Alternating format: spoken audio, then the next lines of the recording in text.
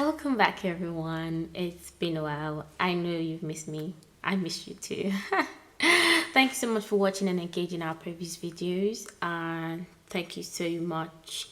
I did mention in the previous video, in the very last one, that there's been quite a number of revelations since I shared my bedwetting experience. There's been a lot of people that have come out to me or revealed to me to say that they've gone through the same thing or they are still going through the same thing, and it's just been so beautiful, being able to talk with them, being able to, sort of sharing their experiences.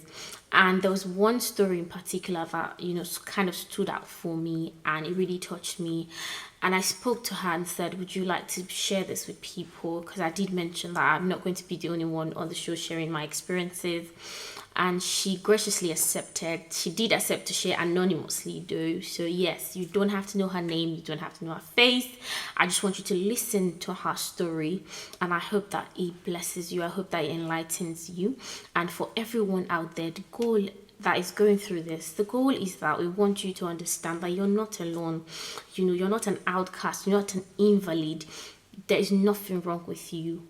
There is a solution for you, and other people have gone through it and they've come out of it, and you too will come out of it, and will be able to become stronger, become that better person that you're meant to be. So I hope that this story helps, the story enlightens every one of us. So yes, we're just going to dive right into it after this short break. Yeah, so stay tuned and we'll be right back. Thank you.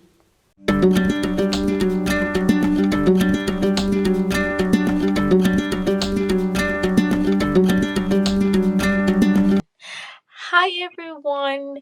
I already mentioned that I've got a very important person today who's going to be sharing her story with us. So I'm just going to get to a point where I'm going to go mute. Well, I'm still here. I'm still here sitting pretty, but I'm just going to be quiet and I'm going to have her take over and tell us her story. So welcome on board, my darling. And the floor is all yours. Thank Tell you us very about your much. experience. Um, First of all, I'd like to appreciate you. Thank you for giving me this privilege of being here. I'd like to also thank God for this opportunity. So, my story is a very long one, but I'll make it short for the sake of time. It all started when I got to a new school, secondary school, of course.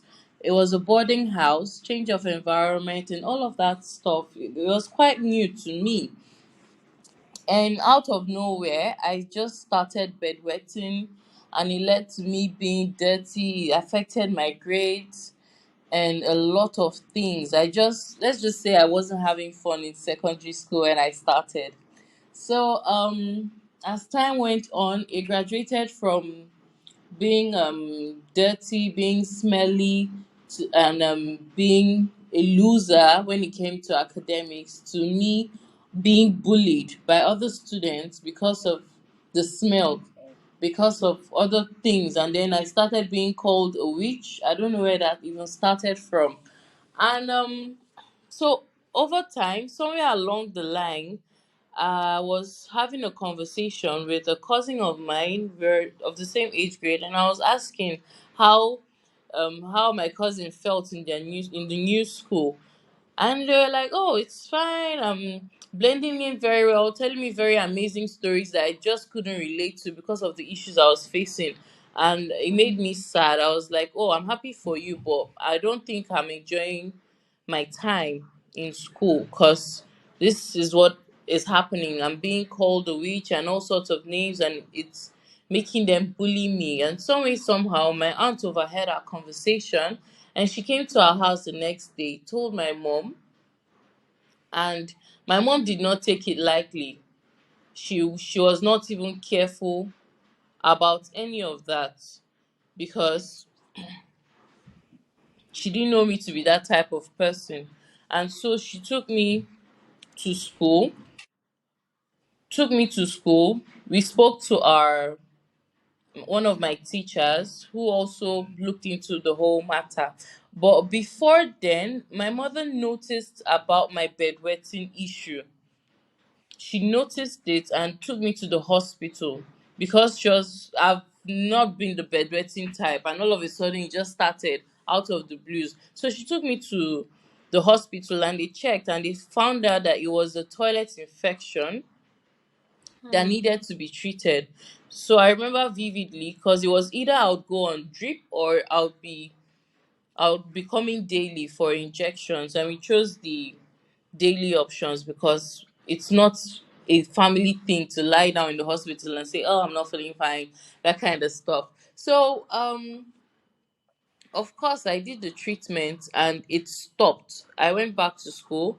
That had stopped, and then the next term, my mom also came over talking to the teacher about what my auntie had revealed to her, of course.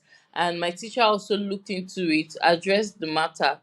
And I remember vividly that that term was the best term I ever had in all of my stay in that school till that point. From coming last in class, I started becoming I started coming in sixth, fifth, like that. Like I was just slowly climbing up the ladder, and people would see me and be like, "Oh, I never knew you were this intelligent." And Hmm. so it was able to wave some people off from my side because, of course, I wasn't smelling anymore because I was not bedwetting anymore. But definitely, I was still getting bullied because it had already been, it had already started. I was still getting ill treatment from certain students, certain classmates I had around.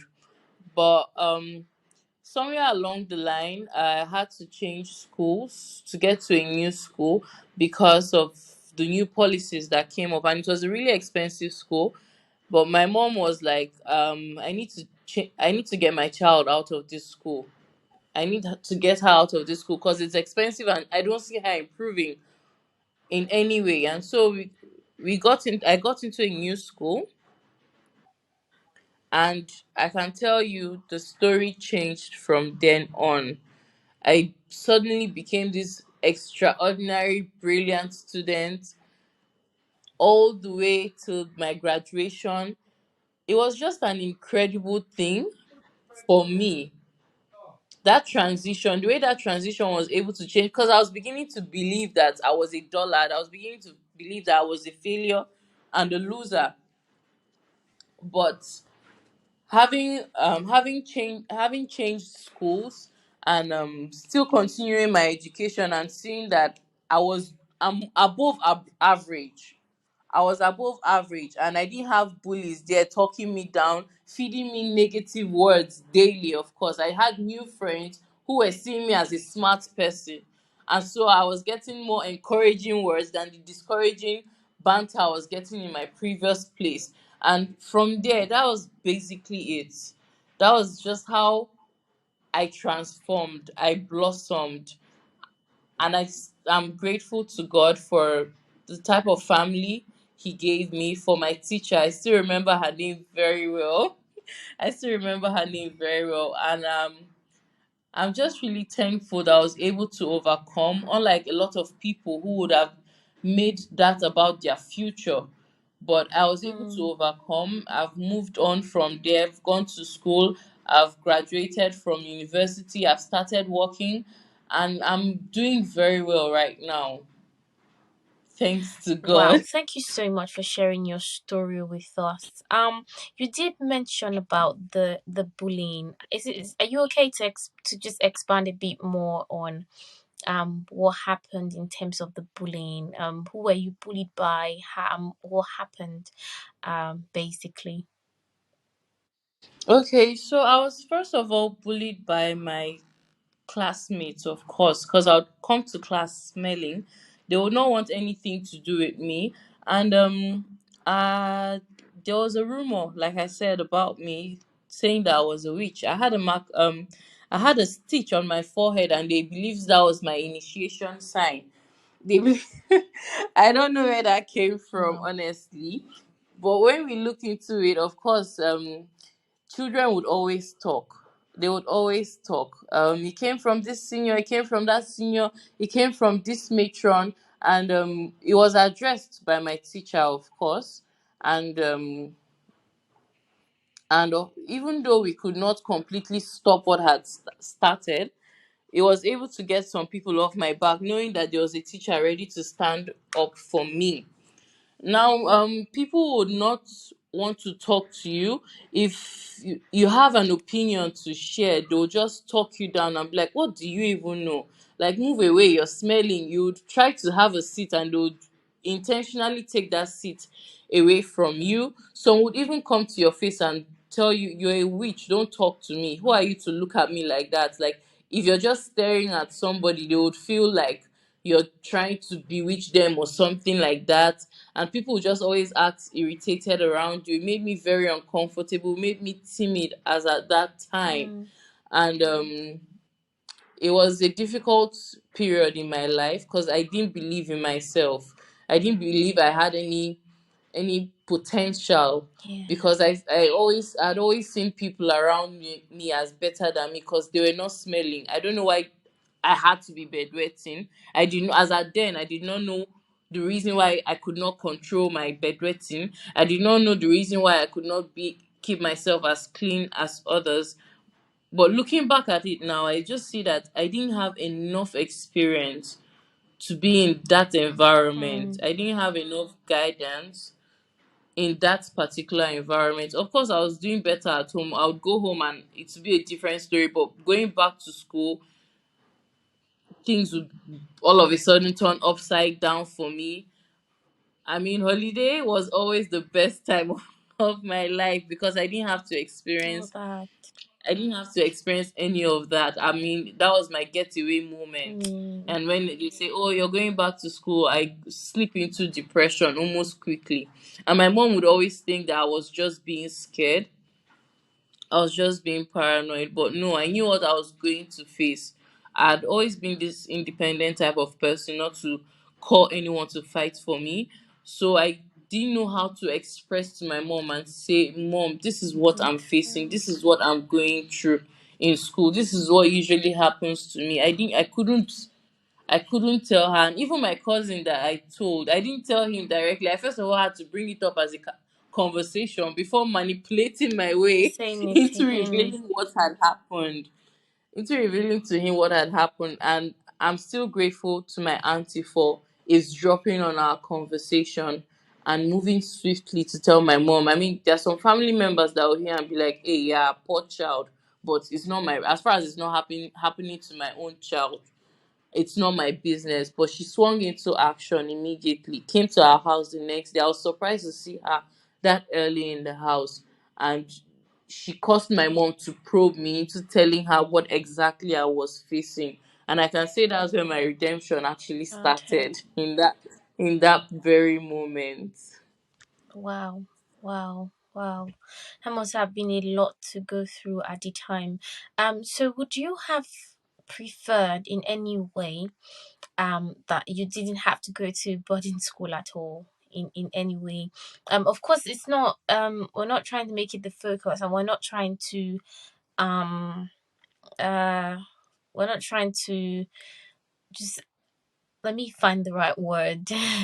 We're not trying to necessarily say that boarding house is a wrong place to be, but just Mm, from your own experience, in terms of the fact that um possibly the infection you said was found came from you going yeah. to the boarding house, which then caused the bedwetting. Would you then say, what would you then give as a necessary advice to parents in terms of, say you have a child in the boarding house, for instance?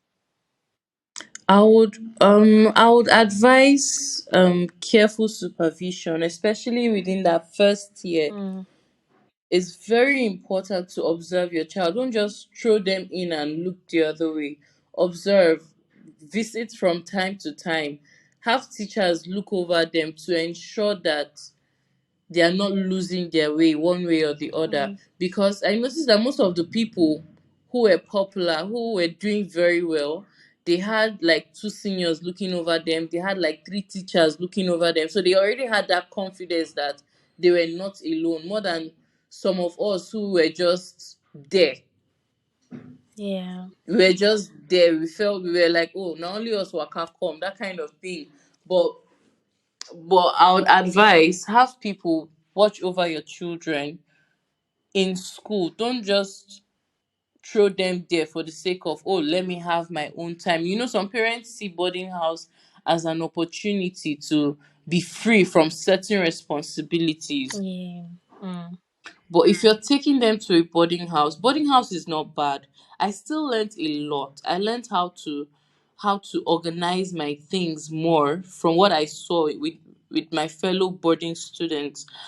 But just keep a careful eye on them. Keep a careful eye on them. Aside from the bullying, there are other things that go on in secondary schools, in the day schools, talk more of in the boarding school where they are not coming back home Mm. to report to mom or dad or their dad. It's just a cycle that keeps going on. Oh, they do it today, they can do it tomorrow, and they can do it next tomorrow because there's no other person watching them. Mm. So parents should be pay very close attention to their children, especially the first and the second year is very important. Ask them questions when they come back home. How was class? How do you attend your classes? How do you wake up? What's the first thing you do when you wake up in the morning? What's your agenda like? What's your itinerary like? What do you eat? Mm. How do you eat? Because some of us were bullied to the extent where we had to be giving our seniors our food. I was not in that situation because my bullying was within my own classmates. But some people experience bullying from the seniors. Mm. I don't know if you understand what I'm Mm. saying. Some people experience bullying from their seniors, and who do you report to? I mean, if you're having an issue, you're supposed to report to a senior who will take it to a teacher. But your senior is now the one bullying you. Where do you run to? But when you ask them these questions, they'll say, "Oh, I don't eat on Tuesdays because they serve us jollof rice, and there's this senior that always wants my jollof rice." I mean, that's going to be an eye opener to a parent. Like, what? Why is someone taking your food? And be so close to your children that they learn to confide in you no matter what. Mm. Mm. Mm. No matter what. I wish I wasn't as independent as I was. I wish I had confided in my mom earlier than I did. Although I do not blame my mom was a very careful person. But I also had my personality traits that did not allow her to see these things on time. Yeah. Mm. Mm. Do you Yeah. understand? So it's not entirely her fault. Some of it I can put the blame on myself Mm. because if I had known, I would have voiced out earlier. Wow, thank you so much for sharing that.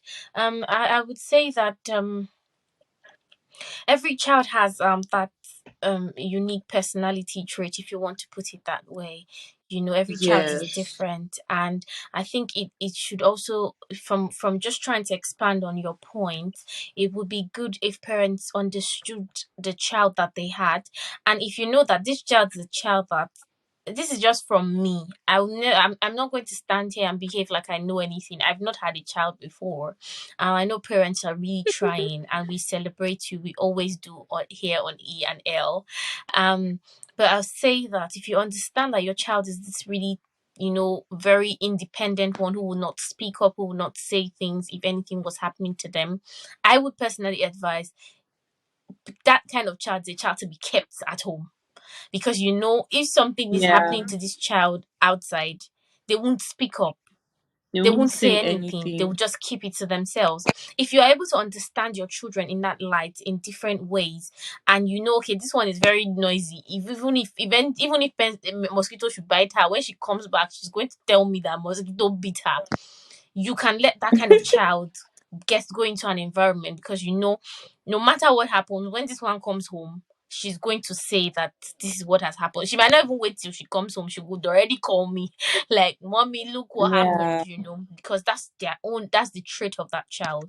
So if we as parents can actually work on our children based on their different personality traits, and not use the character of one child. So because you have sent this child to the boarding house, doesn't mean you have to send the other child to the boarding house. They may not survive the same way.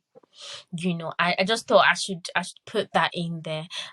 Yeah, wow, thank you so much for sharing that. Now, in terms of, going back to the bullying, would you say that you've been able to, in general, talking about the bedwetting experience, what it did to you in general, would you first of all say that it affected your self-esteem? I know you already talked in that line, but just to sort of expand shade, would you say it really affected your self-esteem growing up? And would you say that you have grown out of that? Would you say you've gotten better, and how? If yes, how have you gotten better from, in terms of your self-esteem, in terms of growing up? What are the factors that eventually contributed to you finding yourself again? Just to sort of expatiate on that. And in terms of the bullying, the people that hurt you, the people that offended you, would you say as a person that, you've been able to move past that, to heal from the hurt, from everything you had to go through, from even being called a witch, which is a lot for a young child? How would you say that you have grown or developed from that point till now? Okay, so from that experience, it made me very timid, very very timid. It made me very shy. If I should get to church, I would if I'm late, I would not even want to walk into that congregation because I don't want anybody looking at Hmm. me, because I don't know what they would be thinking about me. I would avoid whatever it is that will bring attention to me. Until one day, my one of my family members spoke to me, and they said, if you continue like this, you're going to let someone else who does not have as much potential as you do steal what belongs to you Hmm. in a room where there are opportunities, and they say, oh, who can do this? We're going to pay the person, or we're going to give the person so thing. You know you can do it, but because of how timid or how shy you are feeling, and you don't want any eye to be on you, you will just stay inside. You would not offer to do it. And then this person who doesn't have any potential, but because the person is so well spoken, will be like, oh, sure, I can do it, because of that confidence. And everybody starts to vote confidence in that person simply because that person already has confidence in Himself. themselves. Hmm. In themselves. And since she said it, it shed a new light on me, and since then I've been out and about receiving all the opportunities that belong to me, of Fantastic. course. And it just erased every form of timidity, along with prayers as well, because yeah, there's still sometimes where that just that timidity still tries to come out, but I'm like, no, I'm a child of God. I'm not a slave of fear. Hmm. I should speak when I'm supposed to speak, because I Fantastic. have the spirit of boldness in me. I'm the son of the lion, so I should act like a Whoa, lion. yes. So there's all of that who that's now helping me, that and has given me that confidence no matter what. I don't think there's a room I cannot enter Fantastic. at this stage in my Mm. life. If I'm meant to enter it, I would enter it with confidence. If I'm going to fail, I would fail with confidence. there's there's no harm in trial and Mm. error. You can try, you can fail, because it's in that failure that you realize what you did wrong, and you do it right to succeed. Fantastic. Mm. Now, regarding the people that had bullied me, funny you should ask that question, because there was a situation that came up not too long ago about a child that was bullied in secondary school. I don't know if it's Chrisland or Mm. Doen. I Mm. can't Yeah, remember I which think of that the story was very schools. viral. I can't Yeah. remember which of the schools.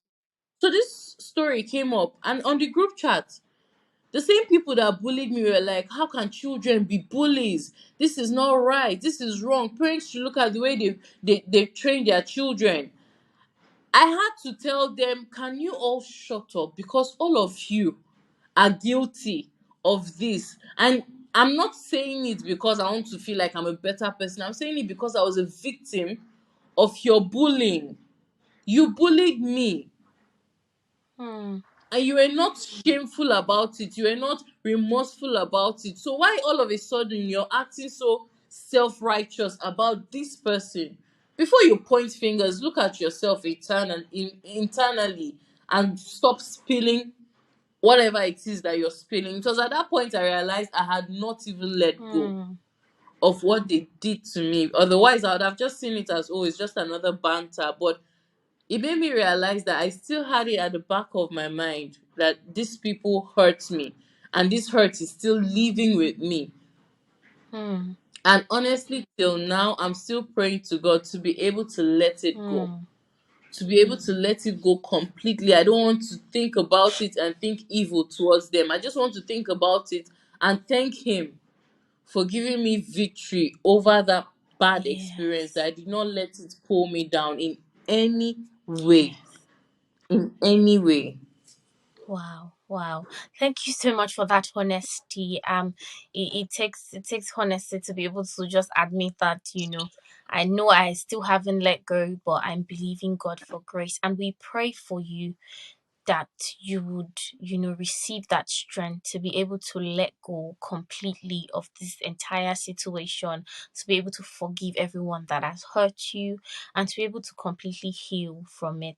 And this goes out to everyone Amen. else who's going, who has been hurt as well. In situations like this, you've been bullied, you've been abused, as a young person, and it just feels like the enemy has tried to use it to hold you down, has tried to use it to sort of have that stronghold on you. I pray today for the grace to let go, the grace to heal in Jesus' name. Amen. Wow, Amen. thank you so much for that. Thank you so much for that. Yeah, this has been very enlightening for me. I'm grateful that you've decided to share this story with us. I know a lot of people are going to be curious, like, who's this girl? Sorry, Thank you we for are not going having to tell me. you. Um, but yeah, for me, it's been really enlightening. From understanding how your mom was able to uh take note and take you to the hospital, in terms of trying to figure out the infection. You mentioned how your mom's noticed some changes, like, oh, this child is Yeah. bedwetting, this child wasn't bedwetting before, and she was able to say, and it Yeah. takes us back to the Q&A we had with Dr. Well, she talked about secondary bedwetting, where it could be that it's just a situation, a circumstance, or something, could even be an illness that has caused this bedwetting to start in this child. Don't Your first reaction should not be, when did you start to piss on the bed? The way African parents, all my days, sometimes get, God bless us all, but just, when did this one start, when did this rubbish start, and all those kind of things. No, your first reaction is, what is going on? What has happened?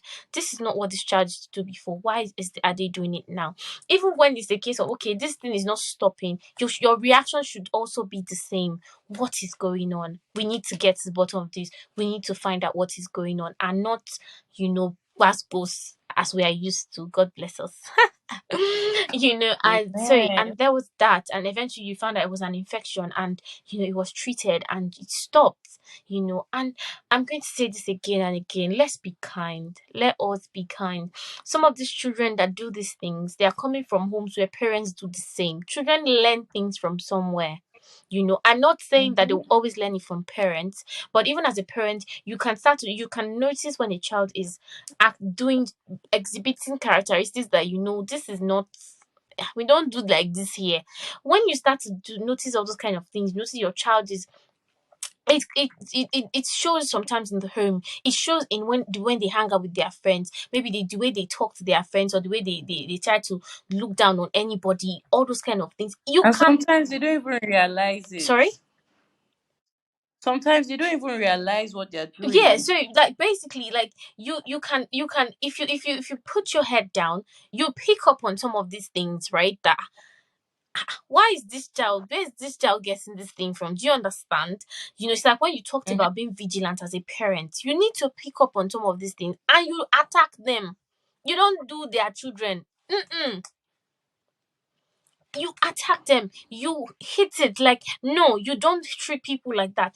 Some of the children that look down on people today, that bully people today, they started doing that thing when they were young, where maybe they see somebody on the streets that's begging, or all these kind of people we have on the streets, and you see the child like doing, go away, those kind of things. No, you explain to them that, in as much as, how do I put it, we're not trying to endorse, what is going on the streets of Nigeria, where we have people on the streets maybe begging or things like that. We're not trying to endorse it, but we're saying be kind.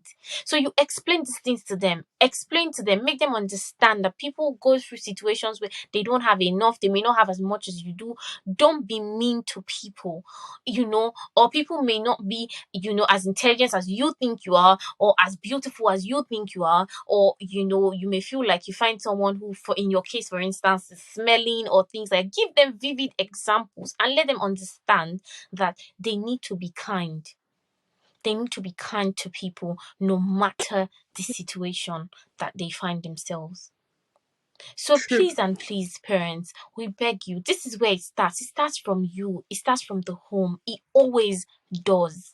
It always does. Or if you're a guardian, maybe you're not a direct parent, you're a guardian, it always starts from the home. So please and please, let us make sure that we do. Look at the teachers you talked about. Look at the teachers you mentioned, that were that now sort of stepped in school and started helping you, and see how everything blows on. And sometimes the child might even need a change of environment. Please and please, if it gets to that point as a parent where you need to take that child away from that school, change the school, then do it. And you might just, that might just be the breakthrough that child needs. Let us also be sensitive in our spirit. Sometimes it's not sometimes, all the time, we need the guidance of God to make the best decisions as it pertains to our children, as it pertains to, all to doing the best for our children. So let's rely on the guidance of the Holy Spirit and make sure that we're making the best decisions. I pray that God will help us. Thank you so much again for sharing your story with us. And this just goes out to everyone who is going through something similar. We want you to know once again, you're not alone. This is why we've brought someone else on. I've brought someone else that is not me to share her story as well. You're not alone, especially as it pertains to the bedwetting line. There might just be something that needs to be checked. There might just be something that needs to be done. Speak up. Speak up. Try get a diagnosis for this. We had Dr. Babs last week. If you've not watched that video, you can go back and listen to that video. It's very enlightening. A lot of wisdom in that video. And please make sure that, if you do feel you cannot speak, you don't want to go and speak to a doctor physically, we've dropped Dr. Bab's contact. She's told us you can speak to her, you can reach out to her. So please do well to reach out to her, and I'm sure she'll be more than happy to help. She'll be more than happy to speak to you, on the best ways possible to help you. Thank you so much for listening to this episode of ENL with Vee-Jolly. We hope to see you. There's going to be just one more episode. I know it seems like we're just on this bedwetting experience, but but every experience is going to be like that. We're not just coming to just talk, share the experience, and just leave it. There's going to be a series of episodes for each experience, just to really make sure we're learning all that we need to be learning from that particular experience. Okay, so there's going to be one more episode. I'm going to be having another guest again in the next episode, and this is going to be interesting. I'm always keeping you on suspense, so this time around, let me not put you on suspense. We're going to be addressing parents, so we're going to be having a parent with us, speaking to the hearts of parents regarding, helping your child, walking your child through this journey of bedwetting. All right, thank you so much, everyone, for watching. See you when I see you. Bye.